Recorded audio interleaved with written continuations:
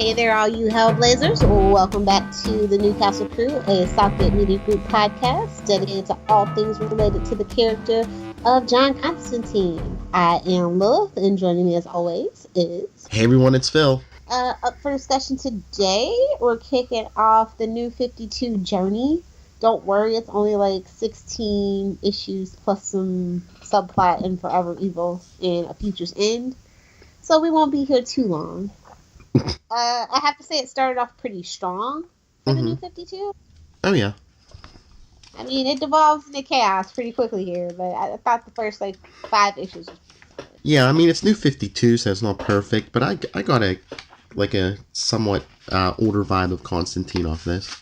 They definitely shot for it in the artwork, I thought. Mm-hmm. It was very dark and brooding, and muted colors was a big thing. So we're going to be talking about, obviously, The Spark and the Flame, Part 1, The Price We Pay.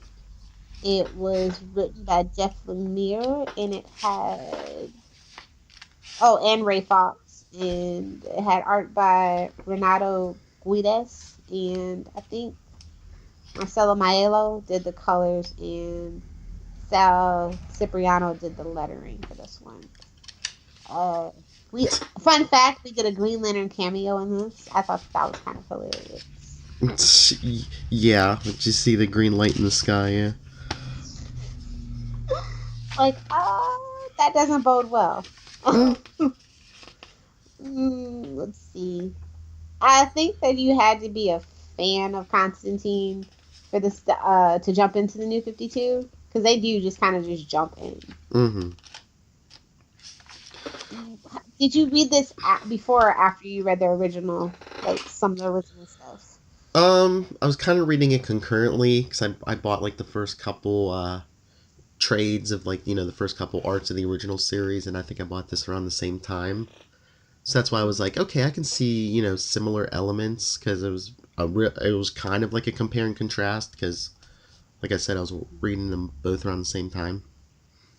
Yeah.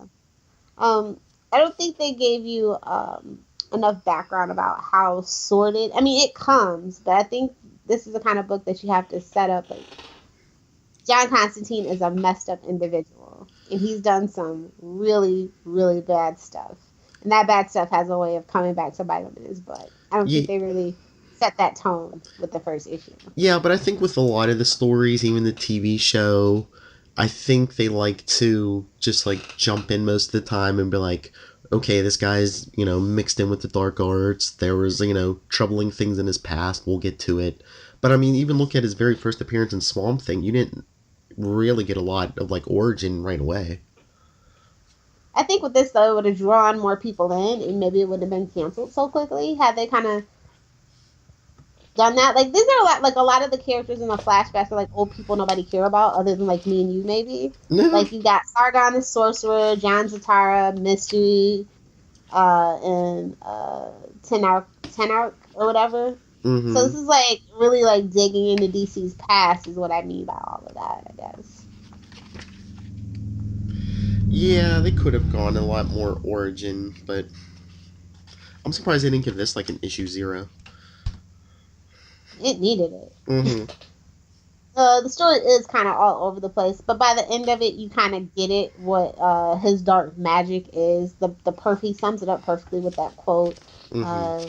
Cheat the system and it tries to compensate. Nobody really understands how or why, but it does. Magic is costly. You take what you didn't earn, but you pay for it. Mm-hmm. And I think that actually succinctly sums it up what he's dealing with. And we get into a little bit of that later on. Well, I think in modern, all this modern storytelling, because they're even doing it kind of in Doctor Strange now over at Marvel. It's just back in the day, magic was just magic, and you had this, ultimate weapon, but now they kind of give them their kryptonite where, yeah, you can use magic, but it costs you on a certain level. Yeah. And, I'm not a big fan of Constantine not being in London. I really don't dig him in New York. It just doesn't feel good to me. Mm-hmm. Which I will say is one of the things that I, at times, like about the current new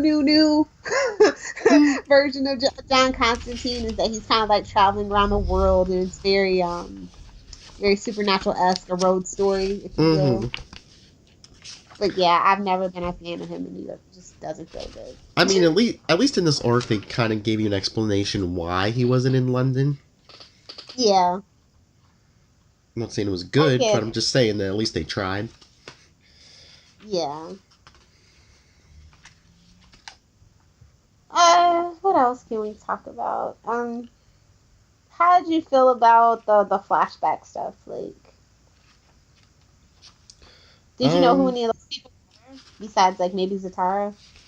Yeah, I knew the Mystics, but I was just like, I was just like, are they really flashbacks though, or just him basically explaining who they are?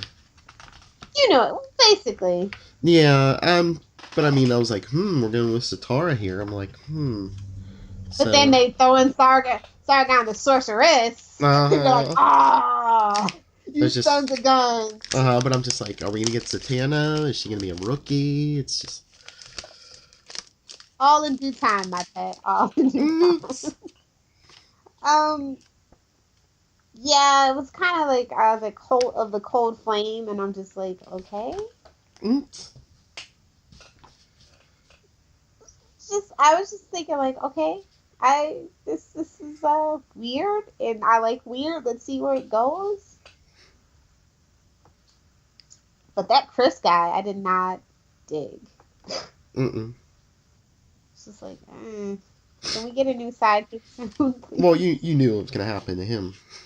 Oh yeah, obviously. Especially in the Constantine story, yeah. So happy. And then when they're in that hotel made of ice. I was like, do they really have that in Norway, or was that Greenland or whatever? It's somewhere. I can't remember. I know it's somewhere cold. Or is it Russia? Maybe they have a couple of them. I know they have one in Russia. Anyway, that just was like laugh. But then, like, when he used the magic to teleport, I just kept thinking Deadpool. Totally rebelled. I don't know why. Probably because I'm reading so much Deadpool right now. Yeah. But yeah, I mean, it did remind me of some classic Constantine when he left his friend to die so he can get away. Oh, that is classic Constantine. That's as classic as you get.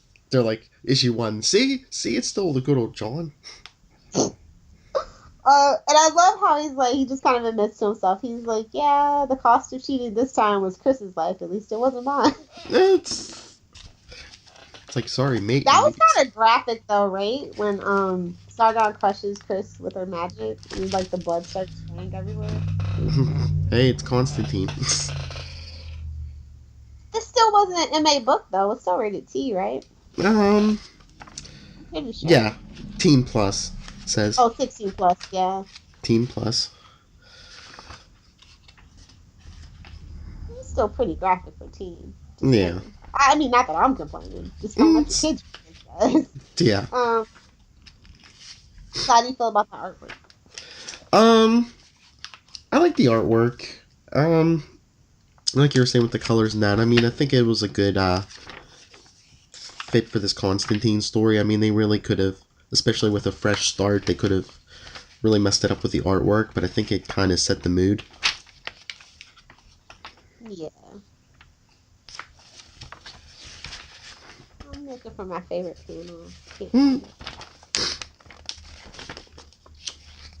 I would almost say when it is Sargon crushing Chris, but no, it was a really cool like hero shot of John in the snow looking back. It's the last page. But the top panel where he's looking back at that destruction. You can see like the little sliver of the hand with the bloody glasses. I like that one.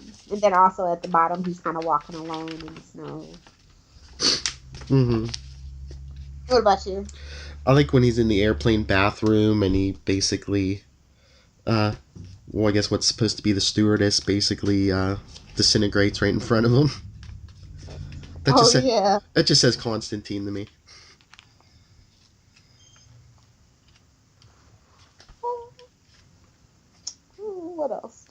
talk about? Do you have any lines that stick out to you or anything like that? Not about lines, but like we were saying before about how we talked about, there's always a price to pay with all this magic and. What would you grade this? As issue 1, Secret Origins, if you will. I'd probably give it a. Not much origin here, but. Yeah, probably a B+. Okay, I gave it a B-. Okay. I was highly skeptical if DC could do a proper, set in the DCU Constantine book.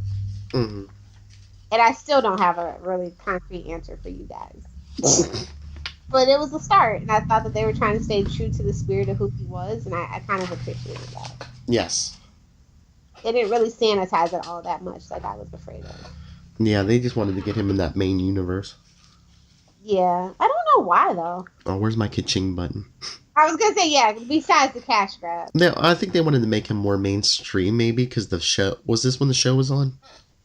No. This is a couple years before that. Okay. Or they knew... They had it in development. But I want to say that the Constantine show really literally came out of quite nowhere. Mm-hmm. Like, it was just like, they want to do a Constantine show? Why? All right. Share it with Graham. We don't care. Hey, I mean, look now, they're doing Legion. Email us, newcastlecrew@gmail.com, facebook.com/newcastlecrewpodcast. Follow us there. And also follow us on Twitter @newcastlecrew. And Lilith, where can people find you? You can find me talking DC, Archie, Marvel, my obsessiveness with fashion dolls at Lilith Hellfire, or you can find me anywhere in the social media sphere at Adventures in FG. Please be sure to check out my website as well. That is adventuresinfangirling.com. Please be sure to like and share those articles and leave me some comments. I do read all of them, and I do try to reply to all of them. All right. And as for me, you can get a hold of me, nightwingpdp@gmail.com. On Twitter, I am @nightwingpdp. I would never usually encourage this if it was cigarettes, but please be sure to make it your dangerous habit